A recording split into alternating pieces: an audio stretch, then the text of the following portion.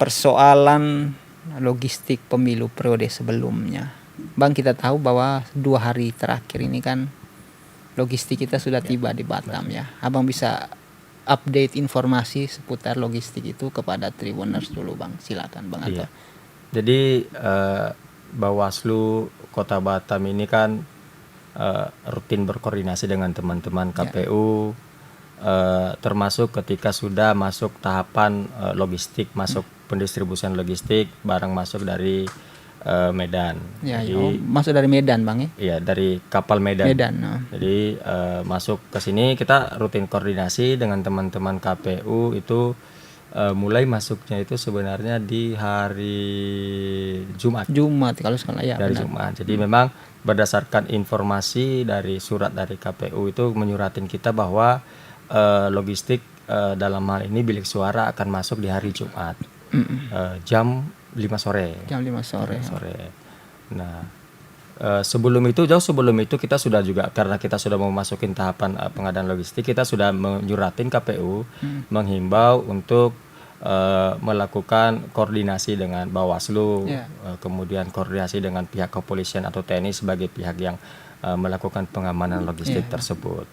Nah, selain itu juga kita menghimbau teman-teman KPU supaya logistik ini dia bisa tepat sasaran, tepat juga jumlahnya, kemudian kualitasnya juga tepat, kemudian efisien. Karena kan kalau nanti barang nyampainya akan kurang kan ini kan akan menjadi hambatan buat kita. Jadi alhasil per Jumat kemarin itu kita masuk 2 logistik. Yang pertama itu adalah masuk pertama sekali itu tinta. Oh, tinta Bang. Tinta. Jadi memang di surat KPU itu yang akan masuk barangnya itu adalah bilik suara. Tapi ternyata tiba-tiba dari ekspedisi dapat informasi bahwa tinta masuk pagi hari. Juga masuk. Jadi memang di luar dari apa yang kita dapatkan informasi. Informasi awalnya ya Bang. Informasi awal. Jadi karena di informasi itu yang masuk itu jam 5 dan yang masuk itu bilik suara. Bilik suara ya. Nah, kita langsung teman-teman KPU itu langsung memang gerak cepat koordinasi dengan kita dan pihak kepolisian. Iya Bang. Jadi mereka dapat informasi dari ekspedisi, langsung kita dihubungin, koordinasi dengan kita dan juga teman-teman kepolisian. Karena memang juga kan secara informasi dari teman-teman KPU itu kan mereka dapat infonya juga memang mendadak, tidak sesuai dengan apa yang diberitahukan ke kita. Artinya itu hal itu kita maklumin. Artinya ini menjadi evaluasi kepada teman-teman KPU ataupun pengadaan logistik ini. Artinya ini kan barang ini kan hal yang memang harus kita kawal ketat, baik dari Bawaslunya ataupun pihak kepolisiannya. Kemudian berselang tinta masuk, kita ke Batu Ampar, kita kawal pengamanan penuh dari pihak kepolisian hingga sampai di gudang logistiknya KPU. Nah. Bang, kalau boleh tahu berapa sih jumlah unit logistik yang khususnya bilik suara yang masuk di Batam saat ini Bang? Ya. Saat ini yang masuk itu di Batam itu yang pertama masuk kan sebenarnya tinta itu. Tinta itu ada sekitar 6.482. Itu sesuai dengan jumlah TPS Bang? Betul, 2 per TPS. 2 per TPS. Udah pas tuh Bang ya? Ada. Sudah jumlahnya pas. Udah pas. Kita hitung. Dari waktu itu teman-teman Bawaslu dan juga ada teman-teman dari Kesbangpol juga, ada dari kepolisian juga menghitung barangnya sudah pas. Oke. Kemudian ada bilik suara. Bilik suara yang masuk itu di sebanyak 12.964 itu kita bongkar sampai malam kayaknya waktu itu ya. Paginya kita bongkar. Kemudian yang masuk terakhir itu kemarin hari Sabtu sore itu malam sore petang itulah ya.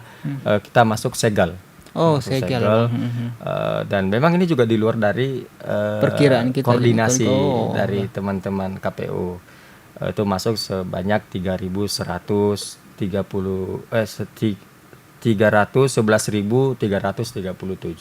Tapi ya karena ini tanggung jawab kita bersama, dari KPU juga langsung ketika dapat informasi dari ekspedisinya, kita langsung koordinasi ke kita langsung gerak. Pada saat itu saya lagi jalan sama keluarga bawa anak, langsung saya ke tempat logistik segel tersebut bawa anak kecil. Tapi mau gimana, Iya, mau gimana lagi ya, namanya juga tanggung jawab, ini betul-betul harus kita kawal. Saya datang bersama dengan teman-teman Bawaslu yang lainnya, komisioner lainnya, dan juga staf.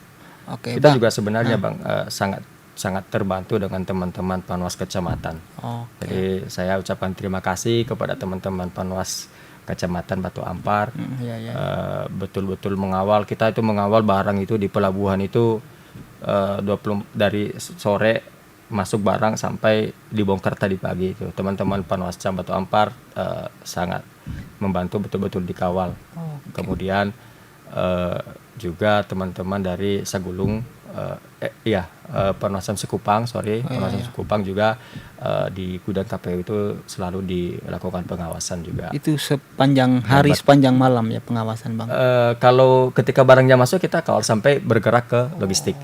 Kemudian juga teman-teman Panwascam Batu Aji ketika segel masuk, saya ucapkan terima kasih kepada teman-teman Panwascam sih. Jadi memang pergerakan logistik ini Bang, betul-betul kita melakukan pengawasan melekat.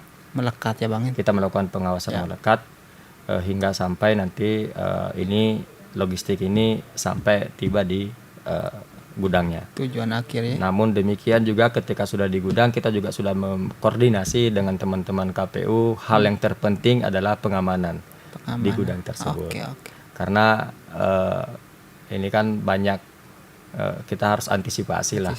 Jangan sampai ada kerusakan logistik tersebut.